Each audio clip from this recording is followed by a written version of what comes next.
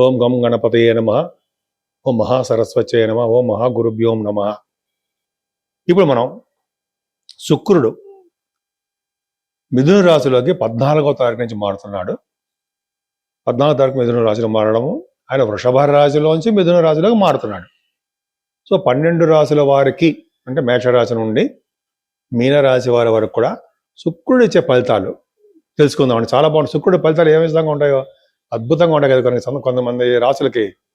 ఇప్పుడు మనం తెలుసుకుందాం.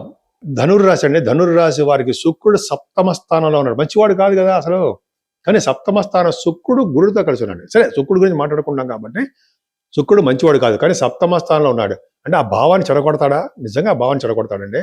6వ ఇంటి వాడు సప్తమంలో ఉన్నా, 8వ ఇంటి వాడు సప్తమంలో ఉన్నా భార్యాభర్తల విషయంలో చిన్న ప్రాబ్లమ్స్ వస్తాయి, మనస్పర్ధలు వస్తాయి, కొన్ని సందర్భాల్లో దూరంగా ఉన్న అవకాశం ఉంటుంది, మిస్అండర్స్టాండింగ్స్ ఉంటాయి అని జనరల్గా చెప్తుంటాం.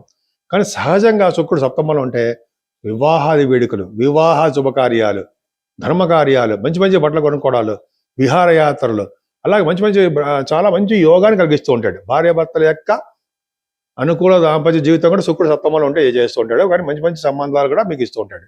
వివాహాది వేడుకలు ఖచ్చితంగా చేయడానికి అవకాశాలు ఉన్నాయి. పైగా ఆయన మీకు 11వ ఇంటి వాడు కూడా అయ్యాడు. 11వ ఇంటి వాడు పాపి, సప్తమంలో ఉన్నాడు. అంటే ఏంటంటే మీ వ్యాపారాల్లో కూడా కొద్దిగా ఇబ్బంది కలుగుతుంది అంటూ ఉంటాం మనం. కానీ ఇక్కడ ఇంకోటి కూడా చెప్పచ్చండి. 11వ ఇంటి వాడు సప్తమ స్థానం ఉంటే వ్యాపారాల ద్వారా ధన సంపాదన ఉంటుంది కూడా చెప్పచ్చు. భార్య ద్వారా, భర్త ద్వారా, వ్యాపారాల ద్వారా, అంతే కదండి. మన సప్తమ స్థానం అనుకుంటాం కదా, కడత్ర స్థానము అని చెప్పి అంటాం కదా. అలాగే వ్యాపారాల ద్వారా ఖచ్చితంగా ధన సంపాదన ఉంటుంది, భయపడాల్సిన అవసరం లేదు. 12 రాశుల వారికి, మేషరాశి నుండి మీనరాశి వారి వరకు కూడా 12 రాశుల ఈ శుక్రుడు ప్రభావం ఎలా ఉందో తెలుసుకున్నామండి. మనం ఇప్పటివరకు తెలుసుకున్నాము. ఇప్పుడు నా పేరు వాడ్రే వాదినారాయణరావు, డాక్టర్ వాడ్రే వాదినారాయణరావు. నేను ఈ ఆస్ట్రాలజీలో ఆల్మోస్ట్ 36 ఇయర్స్ నుంచి ఉన్నాను. నేను 1990 నుంచి తెలిసాడు నాకు. ప్లస్ ఐసీడబ్ల్యూ కూడా చేశాను నేను. సిఎంఈ అంటాం, కాస్ట్ అకౌంటెంట్. సరే, అది పక్క పెడదాం. ముఖ్యంగా చాలా మందికి జాతకాలు తెలుసుకోవాలని కోరుకుంటూ ఉంటారు.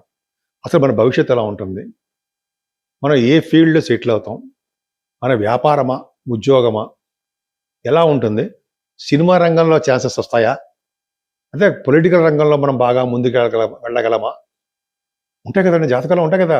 నేను చెప్పేది అబద్ధాలే ఉండవు. సినిమా రంగంలో వెళ్దామా, పొలిటికల్ రంగంలో వెళ్దామా, అదే శుభ్రంగా గవర్నమెంట్ జాబ్ చేసుకుంటూ ఉందామా, వ్యాపారాల్లో కూడా బాగా ఉందామా, అదే నలుగురికి విద్య చెబుతూ విద్యలో బాగా రానిద్దామని అనుకుంటాం కదా. ఖచ్చితంగా ఉంటుంది. సో ఈ విధంగా జాతకాల్లో ఏ పాయింట్ ఆఫ్ వ్యూ కావాలన్నా కూడా జాతకం పరిశీలించాలి. అందుకనే ప్రతి వాళ్ళకి date of birth, time of birth, place of birth ప్రతి వాళ్ళకి ఉంటే, అదే చెప్పించుకునే వాళ్ళకండి ఉంటే ఖచ్చితంగా మనం దశలు, విదేశాలు, అంతర్దశలు వేస్తాం కదా. ఇది తెలియదే ఉంది. వాటిల్లో మనం మైన్యూట్గా వెళ్ళి ఆ ఫలితాలు కనుక్కోవడానికి అవకాశం ఉంది. నేను చాలామంది చెప్పాను, చాలామంది జరిగింది. అని నేను వీళ్ళు మన యూట్యూబ్లో కూడా కామెంట్స్లో కొంతమంది పెడుతూ ఉంటారు, మర్చిపోతుంటారు కొంతమంది అనుకోండి. నాకు ఫోన్లు చేసి చెప్తూ ఉంటారు, ఇలా మా అబ్బాయికి ఉద్యోగం వచ్చిందనో, వీసా వచ్చిందనో, లేకపోతే ఒక అమ్మాయి బాబుకు పుట్టాడనో, మ్యారేజ్ అయిందనో, ఏవో చెప్తా. ఏంటి అందరికీ సహజంగా జరుగుతుంది. బట్ ఆస్ట్రాలజర్స్కి జనరల్గా చెప్పేది అదే. కాబట్టి నేను జనరల్గా చెప్తుంటాం కాబట్టి జరగడానికి అవకాశాలు ఎక్కువ. సరే, ఇవన్నీ పక్క పెడతామండి. ముఖ్యంగా మీ జాతకాలు తెలుసుకోవాలనుకుంటే 7075389589 7075389589 ఫోన్ చేయండి. తప్పకుండా నేనే లిఫ్ట్ చేస్తాను. అది షూట్స్లో ఉంటే బహుశా నేను లిఫ్ట్ చేయలేకపోవచ్చు.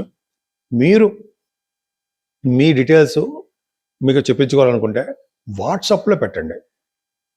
పెడితే చాలామంది అలాగే చేస్తుంటారు. వాళ్ళకి మళ్ళీ నేనే పర్సనల్గా ఫోన్ చేసి మీకు ఏం కావాలి, ఏం తెలుసుకోవాలనుకుంటున్నారు అనేది కామెంట్ దాంట్లో పెట్టండి. మీరు నాకు తెలుస్తుంది జాతకాలు వేసేటప్పుడు చెప్తూ ఉంటాను. అవన్నీ వేరే విషయం అనుకోండి. సో కాబట్టి మీరు చేస్తే మంచిది. అంతేకాకుండా మీకు వాస్తు సంబంధించినటువంటి డౌట్లున్నా, అయితే మీరు తెలుసుకోవాలనుకున్నా, ఇలా ఉందండి, ఇలా ఉందని తెలుసుకోవాలనుకున్నా మనం చెప్పగలను నేను. ఎందుకంటే నేను వాస్తులో కూడా ఉన్నాను. కానీ మెయిన్ ఫోకస్ అంతా ఆస్ట్రాలజీ. అంతేగానే కాస్ట్ అకౌంటెంట్ కాబట్టి నేను ఆడిటింగ్ కూడా చేసుకోవచ్చు. బట్ ఆ ఆడిట్ వైపు వెళ్ళలేదు. ఆడిట్ వైపు వెళ్ళకుండానే దీంట్లోకి వచ్చాము మేము. సో ఇదొక అదృష్టం అండి. గవర్నమెంట్ సంబంధించిన ఉద్యోగాలు చేశాను ఆఫీసర్గా. సరే, పక్క పెడదాం అనుకోండి.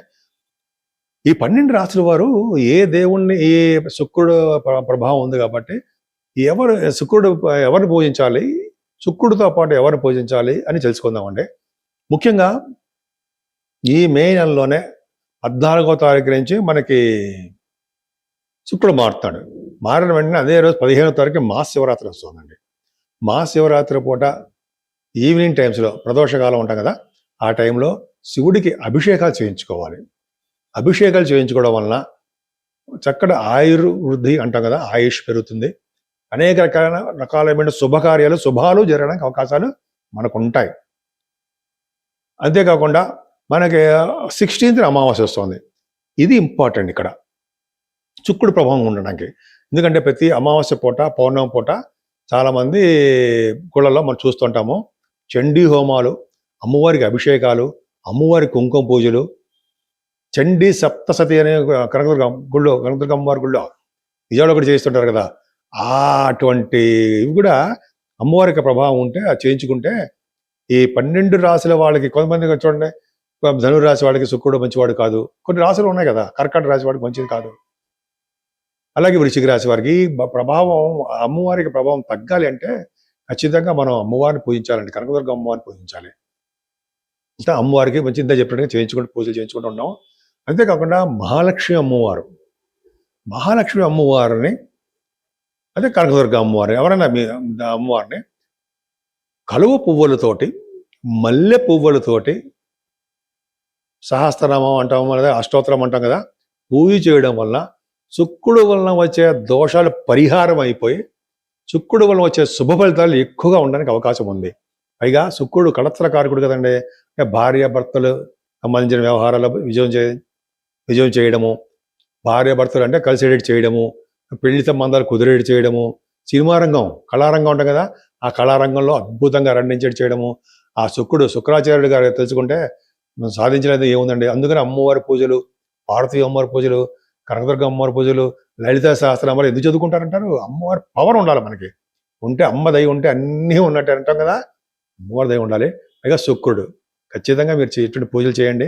మీకు ఏ పూజ చేస్తే ఆ పూజలో మళ్ళీ పూర్తి చేయండి. ఇప్పుడు మల్లెపూల కాలం కాబట్టి చేస్తే భార్యాభర్తలు అనుకూలంగా ఉంటారు. శివుడికి అభిషేకం చేయాలి. శివుడికి అభిషేకం అంటే మల్లెపూలతో పూజ, అమ్మవారికి మల్లెపూలతో పూజ చేస్తే భార్యాభర్తలు కలిసే ఉంటారు, త్వరగా పెళ్ళిళ్ళు అవుతాయి, వాళ్ళు అనుకున్న కోరికలన్నీ నెరవేరుతాయి.